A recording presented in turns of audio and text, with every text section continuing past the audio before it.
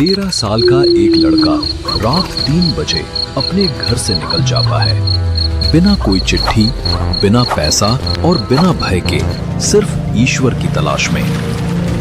काशी में जब भगवान शिव ने स्वयं दर्शन दिए तो उनके शब्दों ने इस बच्चे का पूरा जीवन बदल दिया। उसी क्षण से वो राधा रानी का अनन्य भक्त बन गया। लेकिन सबसे बड़ा रहस्य ये है कि कोई इंसान बिना किडनी के कैसे जीवित रह सकता है। साल 2006 में डॉक्टरों ने साफ कह दिया था कि उनकी दोनों किडनियां फेल हो चुकी हैं और वे अधिकतम 2 साल तक ही जीवित रह पाएंगे। तो अब तक वे कैसे जीवित हैं? क्या हमसे कुछ छिपाया जा रहा है या फिर कुछ और ही बात है? ये कहानी है उस संत की जिसे हिंदू भी मानते हैं और मुसलमान भी, जिसे आम लोग भी पूजते हैं और विराट कोहली जैसे स्टार भी, क्योंकि ये कहानी है अनिरुद्ध पांडे से प्रेमानंद महाराज बनने तक की।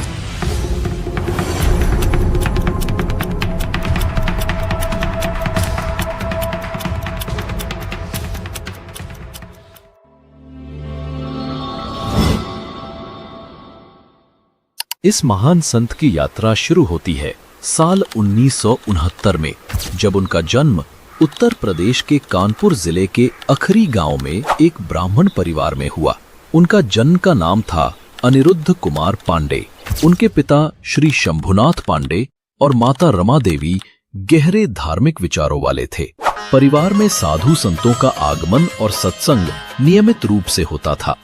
आध्यात्मिक झुकाव सिर्फ माता पिता तक सीमित नहीं था, उनके दादा भी सन्यासी रह चुके थे और बाद में पिता ने भी सन्यास ग्रहण किया। यही कारण था कि बचपन से ही अनिरुद्ध के मन में ईश्वर भक्ति के बीज अंकुरित हो गए थे। बचपन से ही वे अपनी उम्र के बच्चों से अलग थे। जहां बाकी बच्चे खेलकूद में रुचि लेते, वहीं अनिरुद्ध अपना अधिकतर समय भक्ति गीतों, शास्त्र पठन और ध्यान में बिताते। 5वीं कक्षा तक पहुंचते पहुंचते वे गीता प्रेस गोरखपुर की पुस्तक श्री सुखसागर और अन्य पुराणों का अध्ययन करने लगे थे। घर में जब भी कीर्तन होता, वे पूरे मन से हनुमान चालीसा, सुंदरकांड या श्री कृष्ण गोविंद हरे मुरारी जैसे भजन गाते। सत्संग के दौरान वे अक्सर मन ही मन सोचते, क्या माता पिता का प्रेम सदा रहता है या नश्वर है? एक दिन तो सभी इस संसार से चले जाएंगे, तो फिर मेरा इस दुनिया में कौन है? मैं किसके पास रहूंगा? मुझे किसका सहारा है? धीरे धीरे उनके भीतर एक ही उत्तर स्पष्ट होता गया कि मेरे तो केवल भगवान हैं, उनके सिवा कोई नहीं। 13 वर्ष की आयु में उन्होंने अपने जीवन का सबसे बड़ा निर्णय लिया। जब वे 9वीं कक्षा में उत्तीर्ण हुए, तब उनके मन में ये स्पष्ट हो चुका था कि इस संसार में उनका कोई नहीं सिवाय ईश्वर के।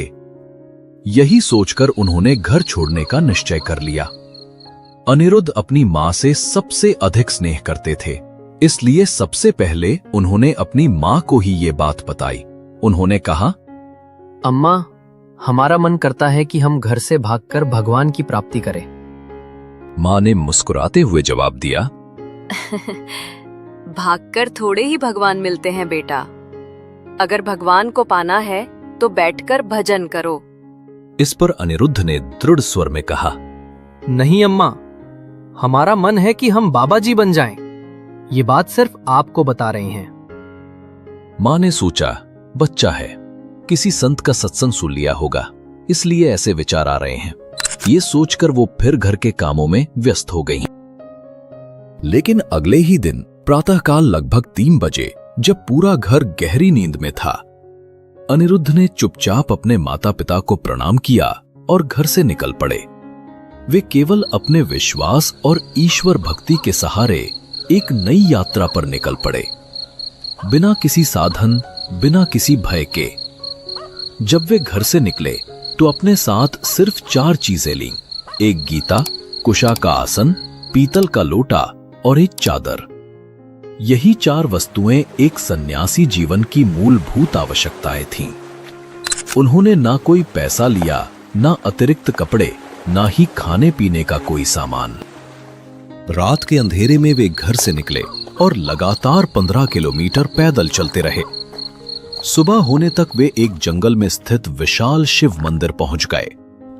मंदिर पहुंचकर वे भूखे प्यासे 14 घंटे तक बैठे रहे। दोपहर के लगभग 12 बजे भूख से हालत कमजोर होने लगी। उन्होंने मन में सोचा, घर पर तो माताजी खिला देती थी, लेकिन यहाँ कौन खिलाएगा? क्षण भर के लिए मन में संशय आया, कैसे होगा, कौन देखेगा? लेकिन अगले ही पल उन्होंने स्वयं से कहा, मर जाऊंगा पर घर वापस नहीं जाऊंगा। निकला हूं तो भागवत प्राप्त करके ही मानूंगा। इतना सोचकर अनिरुद्ध शिवलिंग के सामने ध्यान में मग्न हो गए। तभी एक आवाज ने उनका ध्यान तोड़ा। उन्होंने देखा कि मंदिर के दरवाजे पर एक आदमी खड़ा था। उस व्यक्ति ने कहा, बेटा, यहां एक सूरदास स्वामी रहते हैं, क्या तुम्हें पता है वे कहां गए हैं? अनिरुद्ध ने शांत स्वर में कहा, मुझे नहीं पता, मैं तो अभी अभी यहाँ आया हूँ। वो व्यक्ति बोला, मैं स्वामी जी के लिए कमंडल में दही लाया था, अब वो है नहीं तो तुम ही पी लो, मैं इसे वापस नहीं ले जा सकता। ऐसा कहते हुए उसने दही का बर्तन अनिरुद्ध को थमा दिया। अनिरुद्ध ने अपने पीतल के लोटे से 3 से 4 लोटे दही पिया। पेट भर गया, पर दिल और आत्मा दोनों भर गए। वो व्यक्ति तो चला गया, लेकिन अनिरुद्ध वहीं बैठा सोचते रहे। मैंने तो किसी से कुछ नहीं मांगा, तो फिर ये दही ठीक उसी समय कैसे आ गया जब भूख से शरीर टूट रहा था? और तब उस 13 साल के बच्चे को समझ आया, ये कोई संयोग नहीं था, ये भगवान शिव का संकेत था। वे अकेला नहीं है, हर कदम पर कोई है जो उनका ध्यान रख रहा है।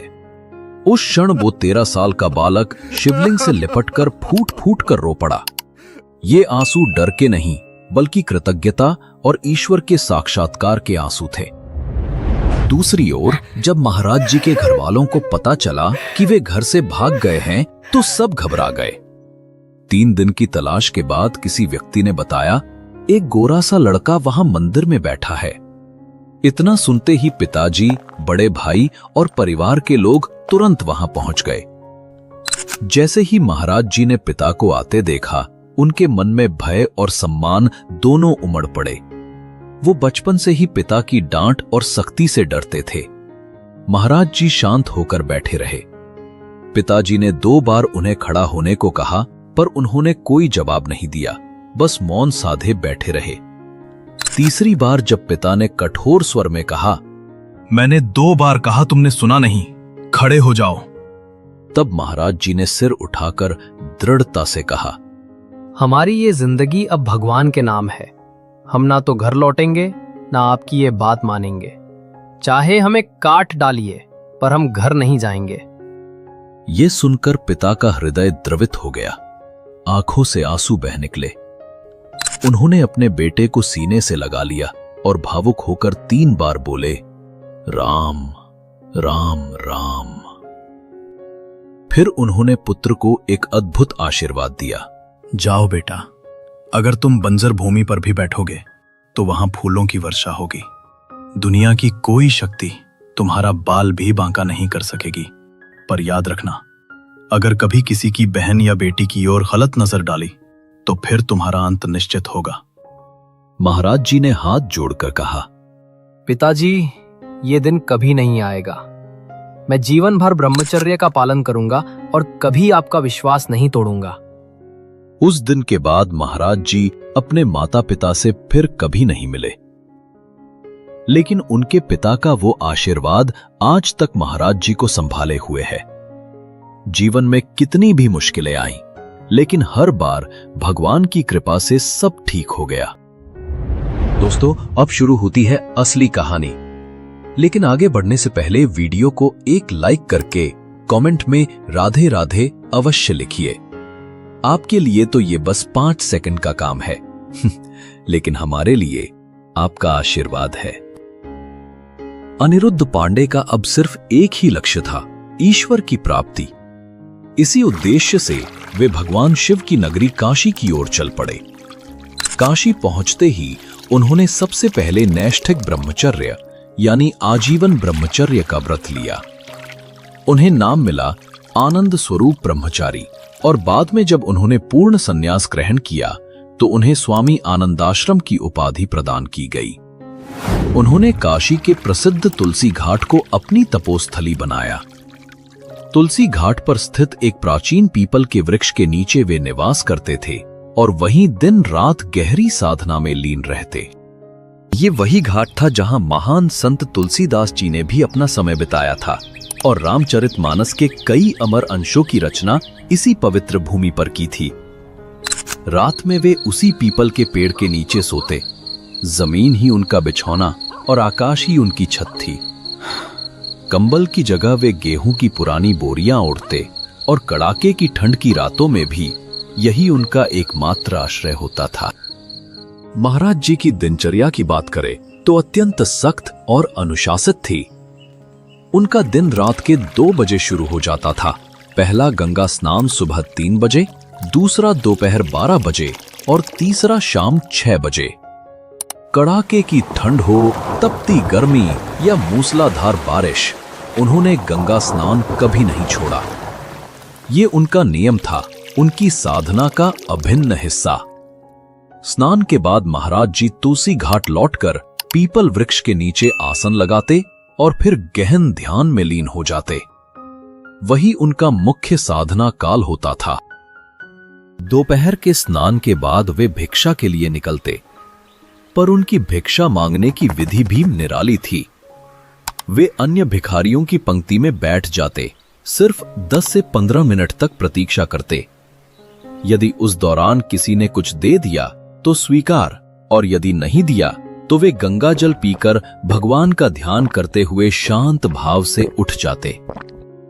सबसे बड़ी बात तो यह है कि महाराज जी का पूरा जीवन आकाश वृत्ति पर आधारित था। इसका मतलब है बिना मांगे अपने आप जो मिल जाए उसी से जीवन यापन करना, भगवान की इच्छा से जो आए वही स्वीकार करना। एक बार की बात है, कई दिनों तक भिक्षा में अन्न का एक भी दाना नहीं मिला। भूख ने जब शरीर को पूरी तरह से कमजोर और थका दिया तो महाराज जी गंगा तट पर पहुंचे। उनके मन में एक ही विचार आ रहा था, यदि शरीर ही नहीं रहेगा तो प्रभु मिलन कैसे होगा। उन्होंने अपने हाथों से कुछ मुट्ठी रेत उठाई। उस रेत में टूटे हुए शंख के टुकड़े पड़े थे। उन्हें सावधानी से अलग किया और फिर वही रेत खा ली। उसके बाद 4-5 मुट्ठी गंगा जल पिया। ये उनके जीवन की सबसे कठिन परीक्षा थी, लेकिन उस पल भी उनके मन में न कोई शिकायत थी, न तकरार और न ही कोई प्रश्न। सिर्फ एक भावना थी, मैं प्रभु को कैसे प्राप्त करूं। काशी में कई साल बीत चुके थे। रात के 2 बजे उठना, गुरु की कोमल आवाज, उठ बच्चा नाम जप कर। फिर गंगा स्नान और तुलसी घाट पर पीपल के पेड़ के नीचे घंटों ध्यान में बैठना। सांब सदाशिव, सांब सदाशिव, सांब सदाशिव। दिन गुजरते गए, महीने बीतते गए, साल बीतते गए। अनिरुद्ध अब स्वामी आनंदाश्रम बन चुके थे। वे नैष्ठिक ब्रह्मचर्य की दीक्षा ले चुके थे, सन्यासी बन चुके थे। लेकिन भीतर कहीं अब भी वही खोज थी, वही प्यास थी, प्रभु के साक्षात्कार की, परम सत्य की। अब महाराज जी को गंगा जी के घाटों पर शिव उपासना करते हुए कई वर्ष बीत चुके थे। हर दिन उनका ध्यान, उनकी साधना बस महादेव में ही लीन रहती थी। वे अक्सर भगवान शिव से कहते, तत्व रूप में तो आपने सब समझा दिया है, पर अब मैं आपका प्रत्यक्ष रूप देखना चाहता हूं। धीरे धीरे उनके भीतर ये भावना और प्रबल होती गई। उन्हें लगने लगा कि अब महादेव के बिना रहना संभव नहीं। और एक दिन जब मन में ये विश्वास गहराई तक उतर गया तो उन्हें लगा, आज तो महादेव दर्शन देंगे। उस रात मध्य रात्रि में महाराज जी को एक विशाल पीपल के वृक्ष के नीचे भगवान महादेव ने साक्षात दर्शन दिए। घाट की सीढ़ियों पर उनके कदमों की आहट, हाथ में त्रिशूल, गले में रुद्राक्ष, आंखों में असीम करुणा। कोई दिव्य प्रकाश नहीं, कोई चमत्कार नहीं, बस जैसे एक पिता अपने पुत्र से मिलने आया हो। महाराज जी की आंखों से आंसू बहने लगे। वे कांपते हुए महादेव को दंडवत प्रणाम करने लगे। कुछ क्षण तक महादेव मौन खड़े रहे, फिर धीरे से मुड़कर वापस चले गए। लेकिन जाते समय उन्होंने सब कुछ अपने साथ नहीं लिया। वे प्रेम छोड़ गए और महाराज जी के हृदय में वृंदावन का बीज बो गए। अगर आप यहां तक वीडियो देख रहे हैं तो यकीन मानिए ये सिर्फ कहानी नहीं, आपका प्यार है। आपसे एक छोटा सा अनुरोध है, वीडियो को लाइक करके चैनल को सब्सक्राइब जरूर कर लीजिए। आपका एक सब्सक्राइब हमें और भी मजबूत बनाता है। एक दिन अचानक महाराज जी के हृदय में भगवान महादेव की कृपा से एक विचार उठा, कैसा होगा वृंदावन। पर उन्होंने उस विचार पर ज्यादा ध्यान नहीं दिया और हमेशा की तरह तुलसी घाट पर बैठकर महादेव का ध्यान करने लगे। अगले दिन अचानक एक संत महाराज जी के पास आए। उन्होंने कहा, काशी में हनुमान प्रसाद पोद्दार अंध विद्यालय है। वहां दिन में श्री राम शर्माचार्य जी की चैतन्य लीला और रात में रास लीला का आयोजन हो रहा है। महात्मा, चलिए दोनों लीलाओं का दर्शन करने चलते हैं। महाराज जी ने कभी रासलीला नहीं देखी थी। उनका स्वभाव था एकांत प्रिय, ध्यान मग्न और शांत। उन्होंने मुस्कुराकर कहा, आप जाइए, मुझे आवश्यकता नहीं है। पर बाबा जी कहाँ मानने वाले थे। उन्होंने फिर आग्रह किया, अरे महात्मा, श्रीधाम वृंदावन से कलाकार आए हैं। पूरे 1 महीने तक ये लीला चलेगी। चलो दर्शन कराते हैं, बड़ा आनंद मिलेगा। महाराज जी ने थोड़े कठोर स्वर में कहा, आप जाना चाहें तो जाइए, मुझे इसकी कोई आवश्यकता नहीं। मैं अपने ध्यान में ही प्रसन्न हूं। आप मुझे क्यों बार बार परेशान कर रहे हैं? लेकिन वो संत डटे रहे। अरे महात्मा, बस एक बार मेरी बात मान लो। एक बार मेरे कहने पर चलो, फिर दोबारा नहीं कहूंगा। महाराज जी ने गहराई से उनकी आंखों में देखा और मन ही मन सोचा, शायद इसमें महादेव जी की कोई इच्छा हो। ऐसा सोचकर उन्होंने संत की बात मान ली और उनके साथ लीला दर्शन के लिए चल पड़े, बिना ये जाने कि ये यात्रा उनके जीवन का सबसे बड़ा मोड़ बनने वाली थी। लीला देखकर महाराज जी अति आनंदित हो गए। अब तो ऐसा होता कि रास लीला प्रारंभ होने से पहले ही वे वहां पहुंच जाते। दिन में वे चैतन्य लीला और रात में रास लीला के दर्शन करते और हर दृश्य में उन्हें भक्ति का अद्भुत रस अनुभव होता। धीरे धीरे महाराज जी को कहने की जरूरत ही नहीं पड़ी, वे हर दिन पहुंचने लगे और इस तरह उन्होंने पूरा 1 महीना चैतन्य लीला और रास लीला के दर्शन में व्यतीत किया। लेकिन जैसे ही वो महीना समाप्त हुआ, महाराज जी के हृदय में एक गहरा खालीपन उत्पन्न हो गया। जब उन्हें पता चला कि लीला समाप्त हो गई है और कलाकार अब वृंदावन लौट रहे हैं, उनके मन में हाहाकार मच गया। अब मैं क्या करूं? मेरा क्या होगा? तभी उनके भीतर एक विचार उठा, मैं भी वृंदावन चला जाता हूं। वहां तो ये प्रतिदिन रास लीला करते होंगे। अगर मैं इनके साथ रहूं तो रोज लीला के दर्शन कर सकूंगा। इसके बदले में मैं इनकी सेवा करता रहूंगा। ऐसा सोचकर महाराज जी लीला मंडली के संचालक के पास पहुंचे, उन्हें प्रणाम किया और विनम्रता से बोले, स्वामी जी, हम गरीब बाबा हैं। हमारे पास पैसे तो नहीं हैं, लेकिन मैं आपकी सेवा करूंगा।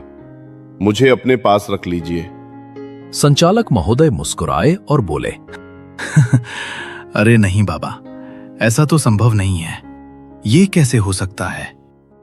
महाराज जी ने सरल हृदय से कहा, स्वामी जी, मैं कुछ नहीं चाहता, बस रास लीला देखना चाहता हूं। ये सुनकर संचालक महोदय ने प्रेम पूर्वक कहा, बाबा, तुम बस एक बार वृंदावन आ जाओ। बिहारी जी तुझे छोड़ेंगे नहीं। महाराज जी कहते हैं, इस एक वाक्य ने मेरा जीवन बदल दिया। मैंने इसे गुरु मंत्र मान लिया और संचालक महोदय को अपना गुरु। उस दिन से उनके मन में एक ही लगन, एक ही ज्वाला जल उठी, अब मुझे वृंदावन जाना है, हर हाल में।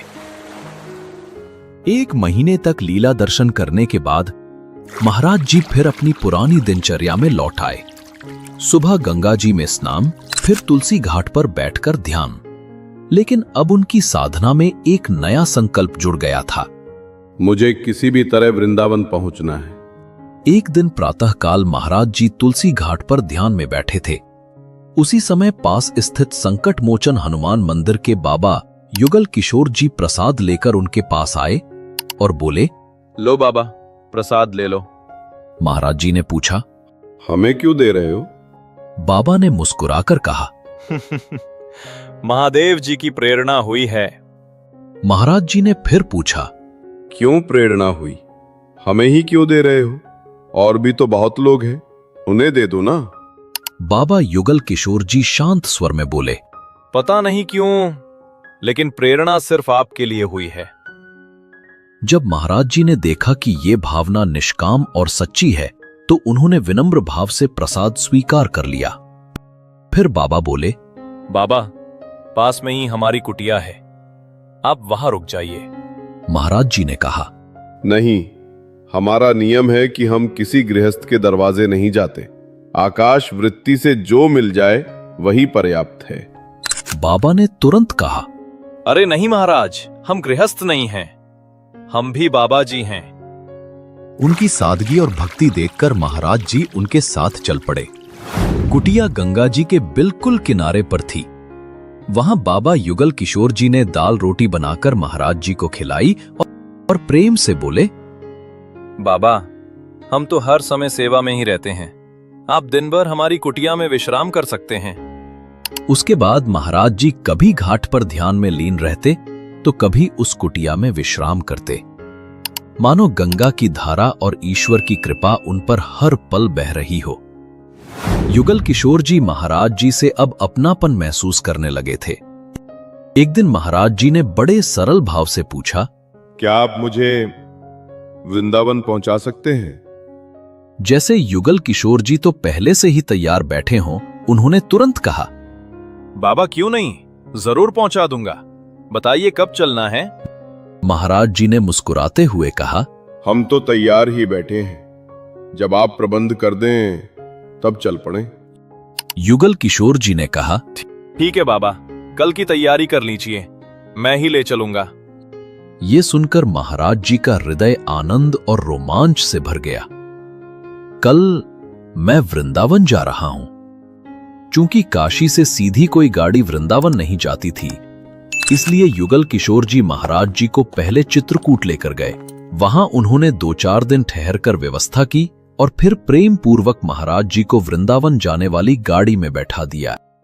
और यहीं से शुरू होता है एक नए अध्याय का आरंभ, जहां एक साधारण बालक बनता है प्रेमानंद गोविंद महाराज।